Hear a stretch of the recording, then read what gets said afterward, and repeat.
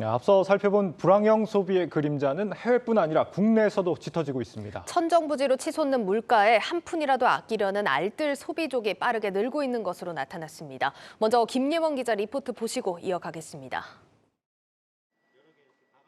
서울의 한 편의점. 최근 대학생 신홍석 씨는 점심시간이면 편의점을 찾습니다.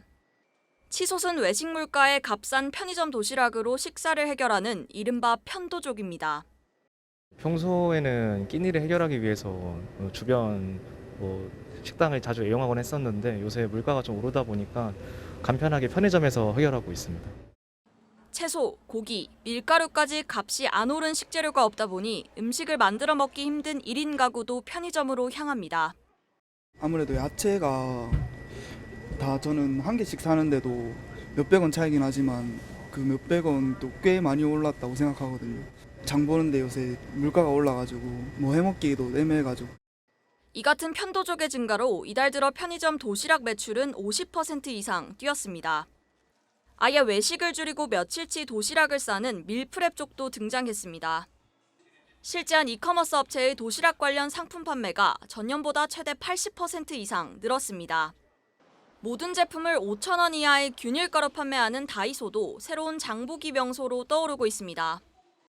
최근 3개월간 다이소 전체 매출은 13%가량 증가했는데 그중에서도 식품 매출이 가장 큰 폭으로 올랐습니다. 이 밖에 레깅스, 와이셔츠 등 의류 품목도 5,000원 이하의 저렴한 가격에 선보이며 소비자들의 큰 호응을 얻고 있다는 설명입니다. 일반 맥주보다 40%가량 저렴한 발포주를 선택하는 사람들도 많습니다. 한 캔에 1,600원 정도로 훨씬 저렴하지만 도수와 맛은 일반 맥주와 비슷해 가성비가 높다는 이유에서입니다. 고물가와 고금리, 고환율로 우리 경제가 복합위기를 겪고 있는 가운데 과시 위주의 소비 문화가 실속을 따지는 방향으로 변화하고 있습니다. 네, 편도족, 밀프렙족 이런 신조어가 등장하는가 하면 이 MZ 세대들 사이에서는 아예 소비를 하지 않는 무지출 챌린지까지 등장할 정도입니다. 이처럼 소비 길거리 지표는 역사적으로 경제 상황을 판단하는 중요한 지표로 인식되곤 했는데 이 지표가 들어맞았던 건 과거 우리나라에서도 마찬가지였습니다. 이어서 박승환 기자가 분석해드리겠습니다. 립스틱, 넥타이, 미니스커트는 불황의 판매량이 늘어난다. 대표적인 길거리 경제 지표입니다. 비교적 저렴하게 행복을 살 수 있는 품목들이기 때문인데 쓸 수 있는 돈이 부족한 소비자들이 그나마 싼 값의 사치품 구매를 늘리는 거죠. 1920년 예고 없는 대공황의 충격을 겪은 미국은 수치로 내다볼 수 없는 경제 위기를 소비자들의 행동에서 찾고자 했습니다. 앨런 그린스펀 전 미 연준 의장은 동네 세탁소의 손님 수나 쓰레기 양을 경기 예측의 신호로 활용했다고 하죠.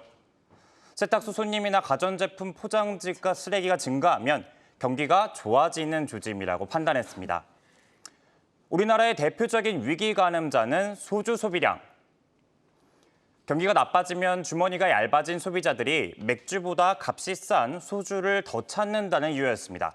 이 맛에 불황에는 매운맛이 인기를 끈다고 하는데 비용을 덜 들여서 스트레스를 해소하기 위함이라고 하죠. 또 거리에서 나눠주는 상품권 할인율이 낮아지면 경기가 좋아지는 신호라고 합니다. 경기가 좋을 때는 성형외과가, 불황에는 신경정신과가 붐빈다는 이야기도 있고요. 글로벌 경제학자들은 불황은 심리 문제이며 지표보다 행동 변화가 중요하다고 조언합니다. 딱딱한 숫자들뿐 아니라 사람들이 살아 숨쉬는 길거리에 주목해야 하는 이유입니다.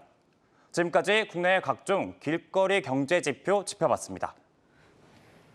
이처럼 우리 실물 경제에서 불황형 소비가 현실로 나타나면서 위기의 전조가 아니냐 하는 불안감 그 어느 때보다 높은 상황입니다. 네, 경기 침체 정말 다가오고 있는 건지 좀 더 자세하게 분석해 봅니다. 유통산업부 신선미 기자 나와 있습니다. 신 기자, 이게 경제 위기 진짜로 오고 있다 이렇게 볼 수 있습니까? 뭐 지금 오고 있다 명확하게 말하기는 어려운데요. 네. 경제 위기는 사실 언제 올지 몰라 불안한데 또 오고 난 뒤에야 깨닫게 된다고 하죠. 그래서 또 위기라고 부르기도 하는 건데요. 예. 그동안 이제 경제학자들의 불황 예언은 대부분 빗나갈 정도로 예견하기가 쉽지 않습니다. 다만 최근 이제 경기 침체를 전망하는 목소리가 점점 커지고 있고요. 경제 지표로도 확인되고 있다는 것은 분명해 보입니다. 우선 이제 가계부터 좀 살펴보면요. 가계 부채가 1,800 수백조 원에 이르는 상황입니다. 저금리 시대에 너나 할 것 없이 돈을 많이 빌려서 썼는데 최근 뭐 빅스텝이다, 자이언트 스텝이다 이러면서 금리가 크게 올라서 가계 부담이 늘고 있습니다.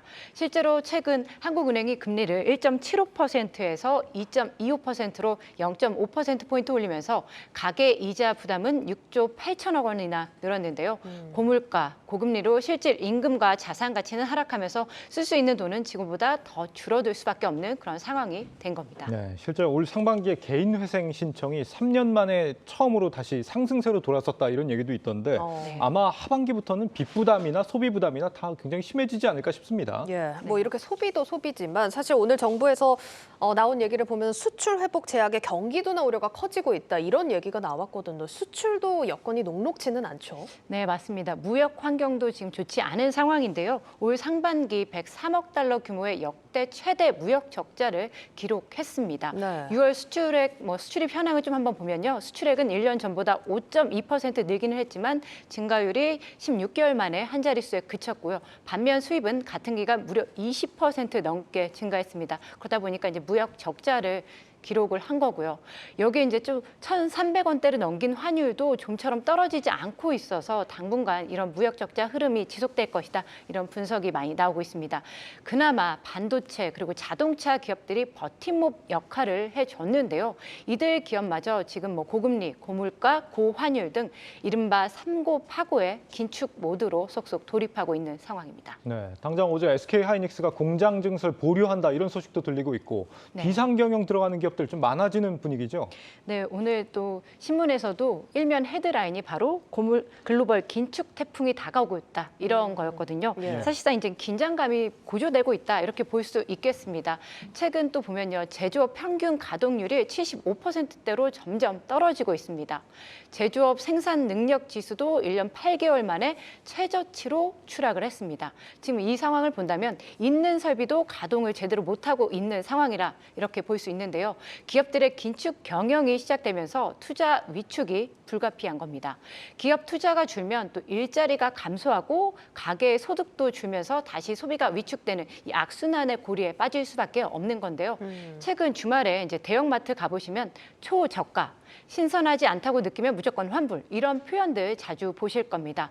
불황 속에 지갑을 닫는 그 소비자들을 한 명이라도 붙잡기 위해서 유통업계가 내놓은 전략인 건데요. 이 또한 불황을 나타내는 한 지표라고 볼 수 있겠습니다. 네. 여기서 또 한 발 더 나아가면 공짜 마케팅, 이른바 이제 프리코미녹스가 등장하는 건데요. 그나마 아직 여기까진 가지 않은 상황이긴 합니다. 예, 뭐 지금 여러 가지 상황을 짚어봤지만 사실 이런 위기의 근원을 따지자면 고물가가 가장 큰 문제 아니겠습니까? 맞습니다. 물가가 미쳤다 이런 말이 절로 나오는 예. 상황인데요. 몇 달 전만 해도 이제 5%대 물가를 좀 걱정을 했거든요. 그러던 정부가 이제는 6%대 상승률을 기정사실화했습니다. 일시적으로는 뭐 7%도 가능하다 이렇게 언급까지 했는데요. 이 치솟는 물가에 지난달 경제 고통 지수도 6월 기준 역대 최고를 기록했습니다. 근데 이제 문제는요. 고물가, 고유가, 고환율 모두 대외적인 요인에 따른 것이라는 점입니다. 우리가 사실상 대응 방안을 찾기가 쉽지 않은 거죠. 그렇더라도 이제 정부와 정치권, 기업, 가계가 지혜를 모아서 이제 닥쳐올 경제 위기의 태풍을 피하기 위한 방파제를 단단하게 구축해야겠습니다. 네, 방파제 구축하려면 일단 국회가 문을 열어야 하지 않겠습니까? 원구성부터 지금 난관인 상황이고 정부 물가 대책도 아직까지는 좀 체감 효과가 미미합니다. 어떻게든 좀 지출을 줄여서 버텨보려는 이 시민들의 불황형 소비 행태, 이 당국자들이 심각하게 받아들여야겠습니다. 신선미 기자였습니다.